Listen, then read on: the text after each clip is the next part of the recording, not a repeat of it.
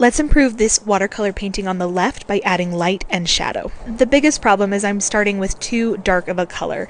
With watercolor, we start with our lightest values of color first and work our way up to the darker shadow colors. Without an adequate light source representation, our shadows really fall flat and don't have enough contrast. And on the opposite side, if we start with a lighter value of color that has a little bit more of a golden hue to it, we can add in our medium and darker values of color to get a more gradual shadow and a more realistic looking light source. Keep in mind that the painting on the left is not necessarily wrong. I've had some comments about this.